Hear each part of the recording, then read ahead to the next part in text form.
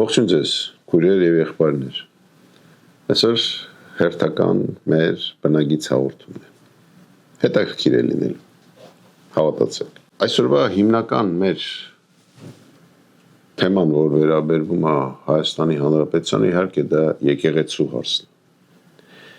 Հիշում եք, որ ես միշտ համեմատել եմ այսօրվա իշխանությանը եւ մանավանդ մեր իշխանության ղեկավարին, որ ինքը շատ նմանա Լենին Պապիին եւ ոչ մի ձևի ինքը ոչ մի գաղափար, նոր գաղափարներ չի բերում Հայաստան։ Նորից հիշենք մուրճի մասին, իր ձերքում լավ կլինի ասենք չագուչի մասին, դրոշը խփած բրեն, ում համար է այդ չագուչը։ Մենք տեսնում ենք բանտարկյալները, քաղաքական գործիչներ են, հիմա թազաձևա սկսե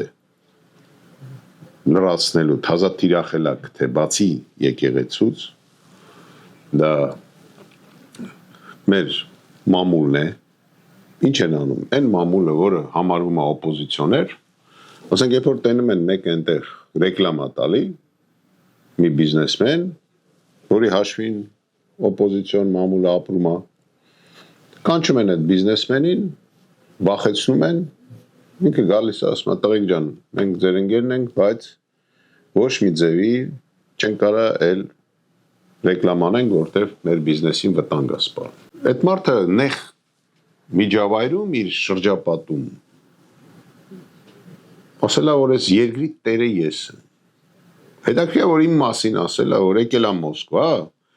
ու իրան խոսք են տվել Մոսկվայում, որ ես լինելու եմ իր ձեռքում,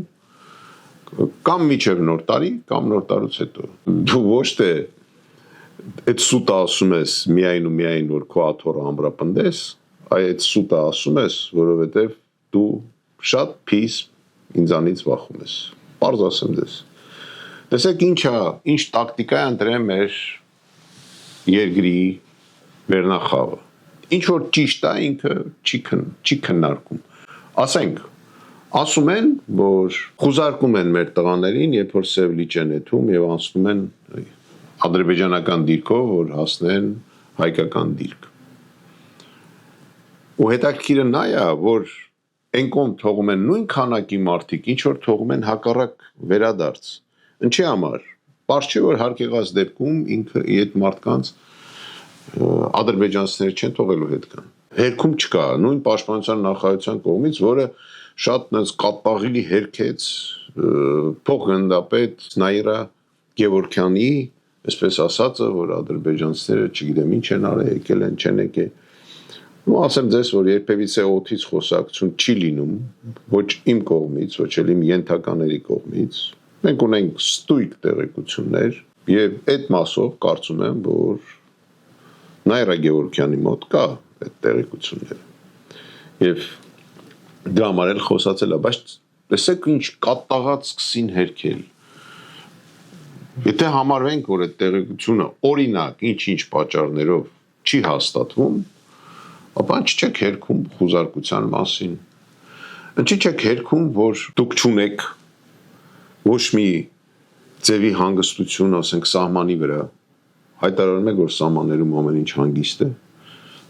Ինչի չեք հերքում, մարդիկ բազմիցս դա ասում են։ Կամ ինչի չեք խոսում այն միջազգային են ատյաններում են փաստաբանի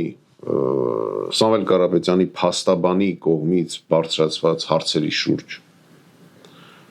Ինչ չեք խոսում։ Ինչ եք ընկել եկեղեցու հետևից։ Վերադառնում եմ, հիշեցնեմ Լենին Պապիին։ Հիմա սկսել է այն բանի տեղը ցիլինդր հագնել, ֆրֆռալ։ Միևնույն է, ինչ այդ մարդիկ հագնեն, միևնույն է իրենք փողոցից եկած թափտպուկներն են։ Ոչ մի շանս, ոչ մի տեղ աշխարհում ինքը չունի հարց լուծի իօքուտ Հայաստանի Հանրապետությանը։ Ինչի համար եմ այդպես ասում։ Տեսեք, ինչի սկսեց 44 օրվա պատերազմը, հիմնական պատճառը։ Ինչի չէր սկսվում այդ պատերազմը, ասենք, մինչև 20 թիվը, ու ինչի 16-ին 2 օրում պատերազմը մի քանի օրում կարողացան կանգնեցնել։ Բացատրեմ։ Մինչև 20 թվականը եւ մինչև 16-ը, որ ես հաստատ եմ ասում, որտեղ ինքս այդ թեմաների մեջ էի, մենք ադրբեջանական կողմին հասկացում ենք, որ եթե սկսվի պատերազմ,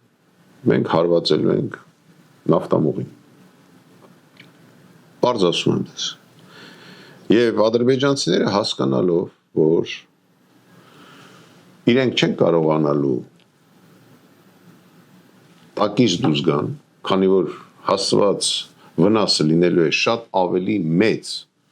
քան ասենք իրենց ենթադրող հաղթանակը, եւ համար նրանց դա զսպում էր։ Ինչի Վրաստանը մեր զենք զինամթերքը թողում էր դեպի Հայաստան գար։ Այն ժամանակ էլ ամերիկացիները պահանջում էին, որ իրենք Վրաստանը փակեին։ Մենք վրացիներին հասկացնում էինք, որ եթե դու զենքը չթողես գա Ռուսաստանից Հայաստան, ապա Ադրբեջանը մեզանից կուժեղանա շատ ավելի շատ, կսկսի պատերազմ, մենք կխփենք նավթամուղին, դուք կզրկվեք այդ գումարներից, որը ձեր բյուջեն բավականին մեծ տեղ է սպառացնում։ Դրա համար վրացիներն էլ ճամփեն չէին փակում։ Դրա համար պատերազմ չէր սկսում։ Ինչ եղավ, երբ որ եկավ Նիկոլ Փաշինյան։ Այ միջալոց ասեմ, ամբողջ միջազգային հանրությունը, եվրոպացիները, ամերիկացիները, որոնք այդտեղ մեծ գումարներ էին դրել նավթամուղի մեջ, ամեն ինչ անում էին, որ պատերազմ չսկսի։ Այդ թվում Ռուսաստանը։ Ինչ եղավ հետո։ Եկավ Նիկոլ Փաշինյանը, հայտարարեցին, որ եթե լինի պատերազմ, մենք նավթամուղին չենք խփելու, հետ դեպքում ամբողջ աշխարհը Ադրբեջանին այսպես կոչված դաբրո տվեց, որ հարձակվի Հայաստանի վրա։ Ու այսօր էլ ամեն ինչ արվում է, որ իշխանությանը մնա Նիկոլ Փաշինյանը հենց այդ պատճառով։ Ինձ հանելուց պատճառներից մեկը նա էր, որ իմ մոտ Ամերիկայի դեսպանը երբ որ եկավ, Նախճիվանում երբ որ կռիվ էր սկսել, միջալոց ասեմ, տեսեք ինչ ա գրել ինձ մեր երկրի ղեկավարը։ Ինչի համար ենք մենք կռվում Նախիջևանի ուղղությամբ։ Չէ որ այնտեղ այդ հողը, որտեղ մենք կանգնած ենք, մերը չէ, ինչի հետ չեք գալի։